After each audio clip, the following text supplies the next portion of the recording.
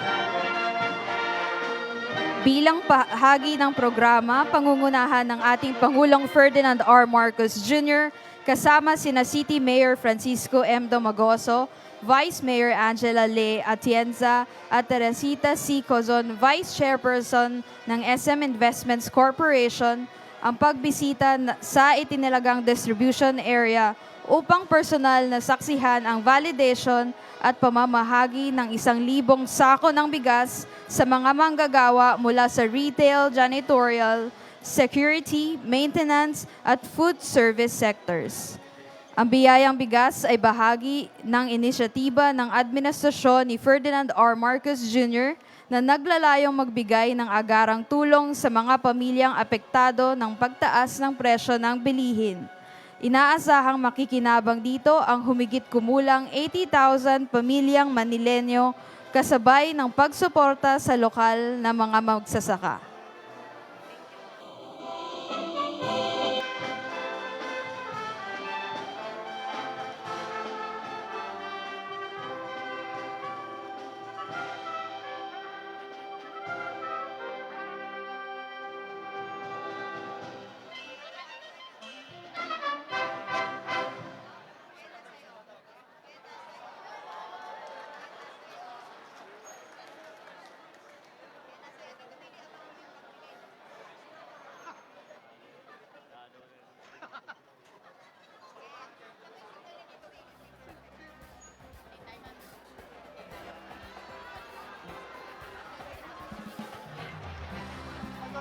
Ngayon, kasalukuyan pa rin nagdidistribute ang ating Pangulo kasama sina Mayor Isko ng mga biyayang bigas para sa ating Manilenyo.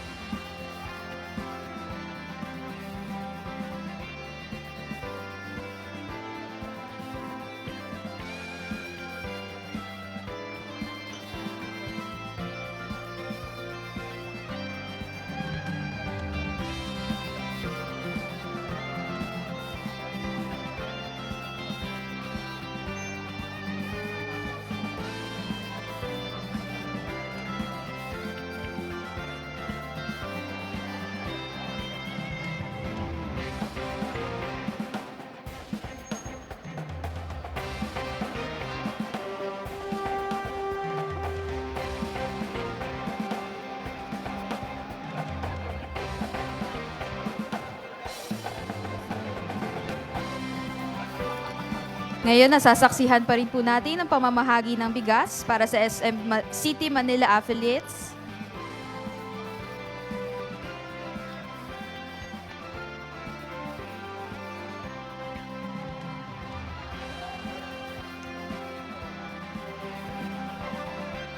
Muli mga kababayan, ang Pangulo ng Republika ng Pilipinas, His Excellency Ferdinand R. Marcos Jr.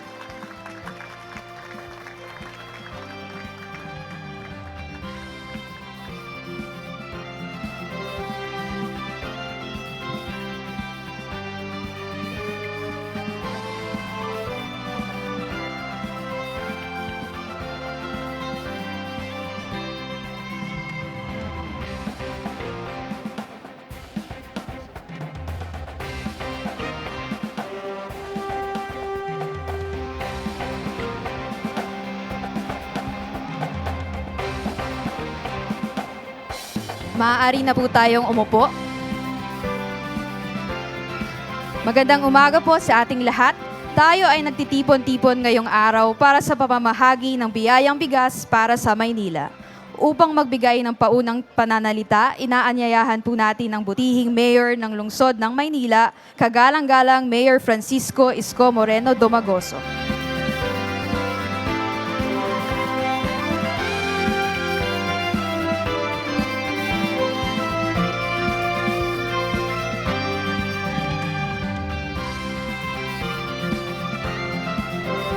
Salamat.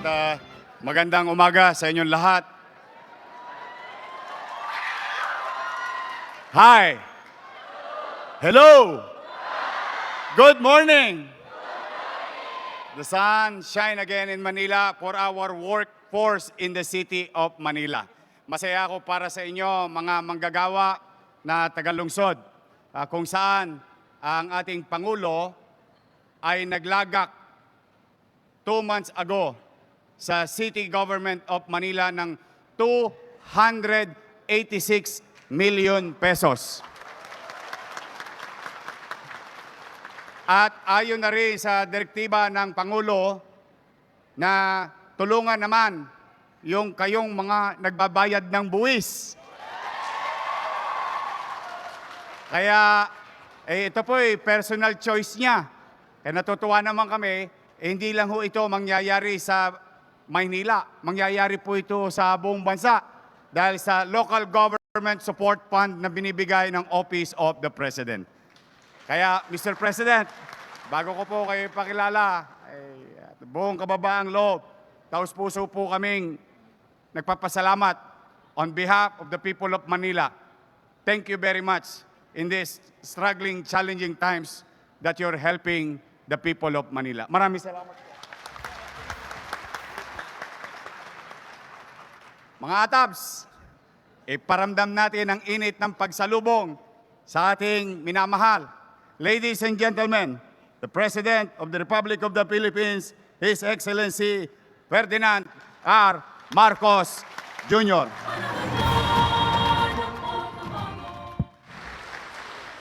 Maraming salamat sa ating butihing Mayor, Mayor Isko, sa iyong pagpakilala at saka sa lahat ng kanyang magandang salita sa ngayong umaga na ito. At magandang umaga po sa ating mga kababayan.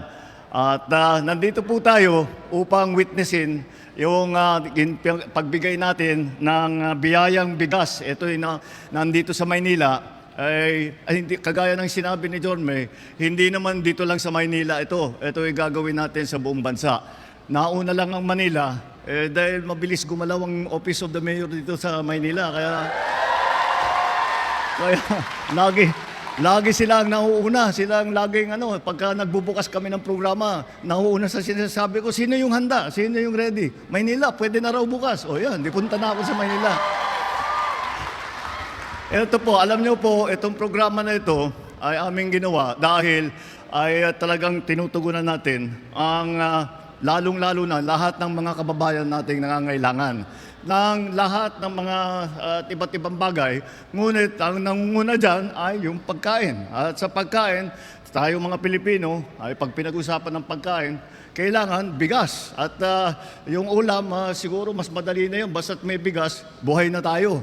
Kaya ginawa po namin ay gumawa tayo ng programa para nga tiyakin na lahat ng ating mga kababayan ay kahit papaano may kinakain. Alam niyo po, nung una akong umupo, may nagtanong sa akin na reporter, tinanong sa akin, ano talaga ang pangarap mo dito sa administrasyon mo? Sabi ko, sana pagbaba ko bilang Pangulo, ay masasabi ko wala nang gutom na Pilipino. Kaya po aming patuloy na ginagawa ito. Ginawa po natin ito sa pamamagitan ng tinatawag na LGSF, yun ay Local Government Support Fund. Ito ay isang pondo na matagal na doon. Governor pa ako, nakikita ko na yan, pero wala kaming nakikita na bumababa sa local government kung saan nagagamit yung pondong yan.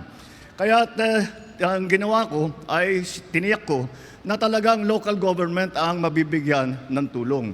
At dahil talaga dapat sa kanila yung pondo na ito. At pangalawa, mas mabilis gumalaw. Pag inaantay natin ang national government, siyempre malayo ang pupuntahan ng pondo yan. Ang daming mga papeles na kailangan gawin, daming mga dokumento. Tapos iisa-isahin ninyo yung bawat probinsya, bawat lungsod, iisa-isahin nyo, medyo matagal. Kaya sabi ko, ba't di na lang natin bigay yung pondo sa ating mga local government? Sila nang bahala at silang on the ground. Tama naman ang nangyari. Nakita naman ninyo, pagbaba ng pondo sa ating mga LGU executives, ay agad-agad ay nakikita natin ang resulta. Nandyan na ang ating pagbigay ng biyayang bigas para sa ating mga kababayan, lalong-lalo na sa mga talagang nangangailangan. Sa kasalukuyan, today is April 15, ay nakapag-release na ang national government na halos 15 bilyong piso para dito sa programang ito. At dito sa Maynila, ang magiging benepisyaryo dito ay mga 80,000. Tama ba yun? 80,000 ang magiging beneficiary dito. Ang programang ito ay magbibigay nitong 10 kilo na bigas 6 na beses sa isang taon. At patuloy lang ating binigay na po natin sa ating mga local government para naman ay mabilis. At alam ng local government kasi kuminsan yung listahan ng ating mga dito sa national government sa mga ehensya, kuminsan luma na kasi sino ba talaga yung mga nangangailangan? Sino ba yung mga talagang mahihirap na walang makain? Kuminsan yung listahan namin medyo nahuhuli. Sabi ko, naging gobernador nga ako. Sabi ko, alam namin yan. Araw-araw namin ginagawa yung listahan na yan. Kaming tanungin ninyo. Kaya ganun na nga ang ginawa namin. Tinatanong namin ang mga LGU executive para ang LGU executive ang nakakaalam kung saan pupunta, sino ang nangangailangan, paano pabilisin ang pagpaabot ng tulong sa ating mga mahal na kababayan. Kaya po, ito po ang simula. Kagaya ng sabi ko, nauna ang Maynila, ngunit patuloy po ito at saka buong bansa ay mabibigyan natin. Nataon naman na nagkaroon ng krisis pa sa gitnang silangan sa Middle East. Nakita naman natin ang pangyayari ng kagera, nagtaasan ng presyo ng langis. Alam naman natin, pag tumaas ang presyo ng langis, sabay-sabay, lalong-lalo ng pagkain. Kaya yun ang binabantayan namin na mabuti. Na kahit papano, na yung hindi ganong kabigat ang magiging epekto sa taong bayan. Yun ang aming binabantayan. Kasi wala tayong magagawa doon sa presyo ng langis. Ngunit sa presyo ng pagkain, yun, meron tayong magagawa. At nataon nga itong programang ito. At sana po, ipapagpatuloy nga natin ito. Sana po, ito'y makatulong sa ating mga kababayan. Sana po, ay kahit papaano, matupad ang aking pangarap na pagbabako bilang Pangulo, wala na pong gutom na Pilipino. Maraming salamat po. Magandang mga po sa inyo lahat. Maraming salamat po, mahal na Pangulo. Sa puntong ito, inaanyayahan po natin ang ating Pangulo upang magtungo sa ibaba ng stage para sa photo opportunity kasama ang ating mga benepisyaryo.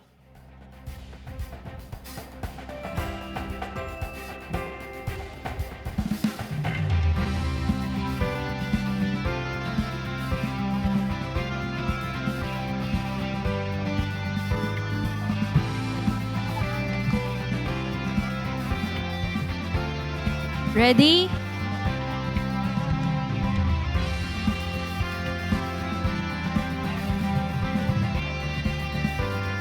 May we invite everyone po na tumayo at samahan ng ating Pangulo para sa isang photo opportunity.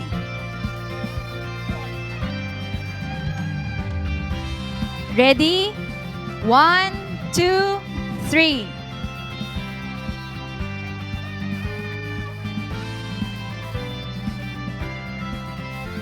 Maraming salamat po muli, mahal na Pangulo. Muli, mga kababayan, ang Pangulo ng Republika ng Pilipinas, His Excellency Ferdinand R. Marcos Jr. Panahon na ng pagbabago, dahil sa ito ay kinakailangan. Tayo na magtulong-tulong na maunlarin ang mahal ng bayan.